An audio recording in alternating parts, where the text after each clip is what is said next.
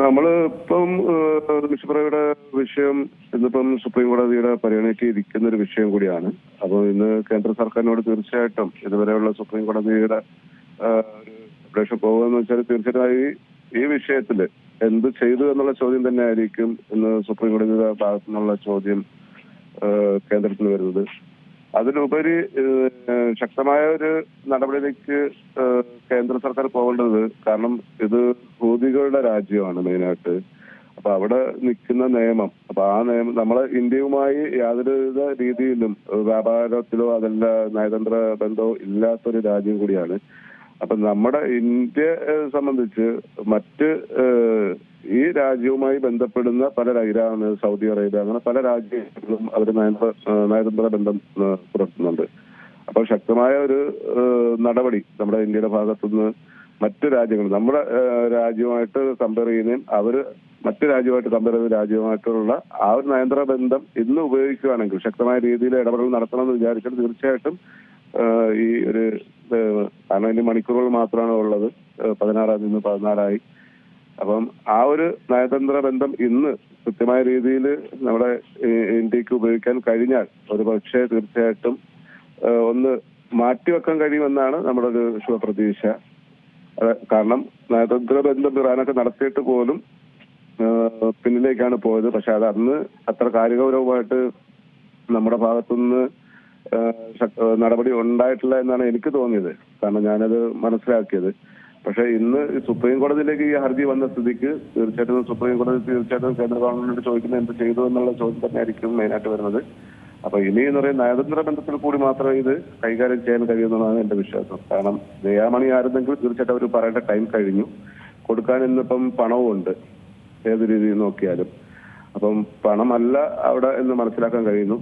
അപ്പൊ കൃത്യമായ രീതിയിൽ ഇന്ത്യയുടെ ഭാഗത്തുനിന്ന് നയതന്ത്ര ബന്ധം കൃത്യമായി ഉപയോഗിച്ചാൽ ഒരു പക്ഷേ ഇത് വീണ്ടും ഒരു തീർച്ചയായും ഇപ്പോൾ ഈ ഒരു സാഹചര്യത്തിൽ ഇപ്പോൾ ഒരു ദിയാധനം കൈമാറുന്നത് ഉൾപ്പെടെയുള്ള കാര്യങ്ങൾ ഏറെക്കുറെ സങ്കീർണമാണെന്ന് തന്നെയാണ് തോന്നുന്നത്. കാരണം 16-ാം തീയതി ഈ നിമിഷപ്രിയയുടെ വധശിക്ഷ നടപ്പാക്കാൻ തന്നെയാണ് യമൻ ജയിൽ അധികൃതരുടെ ഒരു തീരുമാനം. അപ്പോൾ ഈ ഒരു സാഹചര്യത്തിൽ ഈ 16-ാം തീയതി വധശിക്ഷ നടപ്പാക്കാതിരിക്കാനുള്ള ഒരു ശ്രമം തന്നെയല്ലേ ആദ്യം മുന്നോട്ട് വെക്കുക? തീർച്ചയായിട്ടും അത് അങ്ങനെ തന്നെയാണ് നമ്മളും ഉറ്റുനോക്കുന്നത്.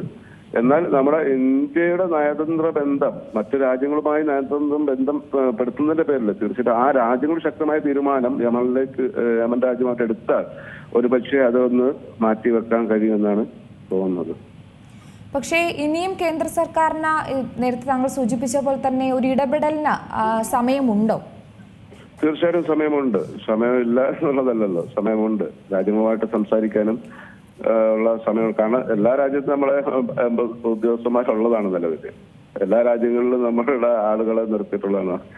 അപ്പൊ തീർച്ചയായിട്ടും അതൊരു ഇടപെടൽ നടത്തുന്ന 1 മണിക്കൂറോ അല്ലെങ്കിൽ 2 മണിക്കൂറോ മറ്റു വിഷയങ്ങൾ മാറ്റിവെച്ചിട്ട് ഇതുമായി ശക്തമായ രീതിയിൽ, കാരണം ഒരു രാജ്യത്തെ മാത്രം പ്രധാനം ചെയ്യല്ല പോകേണ്ടത്. ഇപ്പൊ ആകപ്പെടുന്നത് ഇറാനും സൗദി അറേബ്യയാണ് എനിക്ക് തോന്നുന്നത്. മറ്റു രാജ്യങ്ങളുമായിട്ടും നിരന്തരം ഇതുമായി ബന്ധപ്പെട്ടുള്ള ഏകദേശം അത് 12 മണിക്കൂർ കൊണ്ട് ഇതിന്റെ കൃത്യമായൊരു പ്ലസ് പോയിന്റ് കണ്ടെത്താൻ കഴിയുമെന്നാണ്. കാരണം എല്ലാ രാജ്യവും ഒരേപോലെ യമനിലേക്ക് അതിനെ റിക്വസ്റ്റ് ചെയ്താൽ ഒരു പക്ഷേ തീർച്ചയായിട്ടും അത് ഒന്ന് മാറ്റിവെക്കാൻ കഴിയുമെന്നുള്ളതാണ്. പക്ഷെ ശിക്ഷ എന്താണ് എന്നുള്ളത് പിന്നെ അവരാണ് തീരുമാനിക്കുക. അവരുടെ നിയമത്തിലേക്ക് നമുക്ക് ഒരിക്കലും കൈകടത്താൻ ഒരു രാജ്യം. അത് തന്നെയാണ് നമുക്കിതിൽ വാതിലുകളെല്ലാം അടഞ്ഞിരിക്കുന്ന ഒരു സാഹചര്യം. കാരണം ഈ ഒരു കൊല്ലപ്പെട്ട യമൻ പൗരന്റെ കുടുംബത്തിൽ നിന്ന് മാപ്പ് ലഭിച്ചാൽ ഇത് സാധ്യമാകും. അത് തന്നെയല്ലേ ഒരു ഏക വഴി.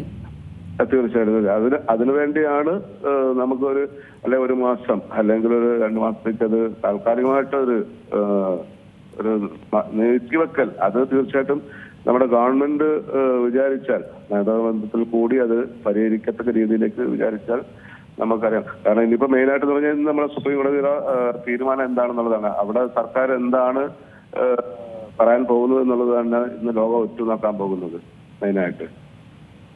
പക്ഷേ ഈ യമന്റെ അല്ലെങ്കിൽ ആ ഒരു നിയമപ്രകാരം നമുക്കറിയാം കുറച്ചധികം കർശനമാണ്, കുറച്ചല്ല കുറേയേറെ കർശനമാണ് ഇപ്പോൾ തന്നെ. കർശനമായ, കാരണം ഹൂതികളുടെ ഇതാണ് അവിടുത്തെ പറഞ്ഞാല് നമ്മളെ മറ്റ് രാജ്യങ്ങളുടെ നിയമമല്ല അവിടെ.